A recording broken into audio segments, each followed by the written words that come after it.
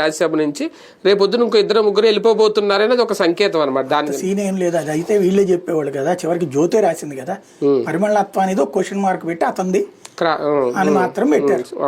అతను కూడా గ్యారంటీ ఏం లేదు అక్కడ. కానీ పైగా ఆయన అంబానీ రికమెండేషన్ గురుది ఎవరు, అక్కడ చాలా మంది వాళ్ళ పార్టీల్లో వాళ్ళే చాలా మంది ఉన్నారు అక్కడ. ఎవరిదనేది అక్కడ ఏమో అధికారికంగా చెప్పలేదు కదా ఓట్లు. ఫైనల్ గా జమిలీ ఎన్నికల విషయంలో నిర్మలా సీతారామన్ గారు ఒక క్లారిటీ ఇచ్చేసారు. ఆవిడ చెప్పిన దాన్ని మనం ప్రామాణికంగా తీసుకోవచ్చు. ఇంతకు ముందే చెప్పేశారు అది. ఇంతకుముందే అప్పుడు బిల్లు అప్పుడు కూడా చెప్పారు. బిల్లు ఆమోదించేటటువంటి సందర్భాన్ని బేస్ చేసుకుని బిల్లుకు సంబంధించి తేబోతున్నాం అన్నప్పుడే కట్ ఆఫ్ డేట్ ఉండాలి. ఇప్పుడు మనకి ఆంధ్ర తెలంగాణ విడిపోయినప్పుడు బిల్లు సభలో 2014 ముందే ఆమోదం పొందిందిగా. 2013 ఎండింగ్ లో కదా అది బిగిన్ అయింది గొడవ అంతా. 14లోనే అయిపోయింది కదా అది. వెంటనే రాష్ట్రం విడదీసేయలేదుగా. అప్పుడు ఏం చేశారు, కట్ ఆఫ్ డేట్ పెట్టారు. జూన్ 2 ఆ రోజు దాకా ఆంధ్ర తెలంగాణ కలిసి ఉంటాయి, ఆ రోజు నుంచి విడిపోతాయి అన్నటువంటి. అట్లాగే ఇప్పుడు ఇవాళ ఉన్న అంటే దీనికి ఒక కట్ ఆఫ్ డేట్ పెడతారు. ఆ కట్ ఆఫ్ డేట్ పెట్టాక ఇక పైన జరగబోయే ఎన్నికలు ఫర్ ఎగ్జాంపుల్ 2032 అనుకున్నారు అనుకోండి కట్ ఆఫ్ డేట్, 34 అనుకున్నారు అనుకోండి ఫర్ ఎగ్జాంపుల్.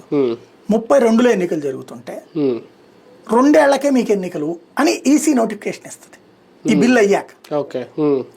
అదే ఒక ఏడాది ఉంటే ఒక ఏడాదికే మీకు ఎన్నికలు అని నోటిఫికేషన్ ఇస్తుంది. అది చేయబోయేది. దాంతో పాటు ఇక్కడ ఇంకొకటి ఏంటంటే ఈవెన్ ఆ తర్వాత మరి ఫర్ ఎగ్జాంపుల్ 29 అంటున్నారు వీళ్ళు cut off. 29 cut off date అవ్వదు నేను అనుకోవడం. 29కి బిల్లు ఆమోదం పొందాలి. ఈలో బిల్లు ఆమోదం పొంది ఏ 30-31కో పెట్టుకుంటారు కట్ ఆఫ్ డేట్.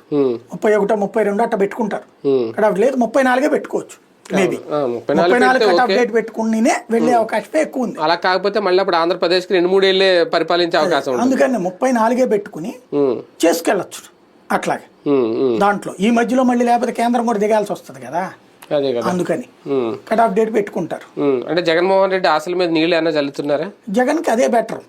ఆయన ఈ మధ్య 3 ఏళ్ళు అంటున్నారు కదా. వాళ్ళ జమిలీ ఎలక్షన్లు అంటూ సీరియస్ గా అంటలేదు అతను. చంద్రబాబు అయితే సీరియస్ గానే వాడు ఏడాది తిరగగానే జగన్ దిగిపోతున్నాడు అన్న ప్రచారం బిగిన్ చేస్తారు ఆయన. ఈయన జమిలీ అంటున్నాడు గాని ఏ జమిలీ వచ్చేటట్టు ఏదో అంటున్నారబ్బా అంటున్నాడు గాని జమిలీ ఖాయం అంటలా.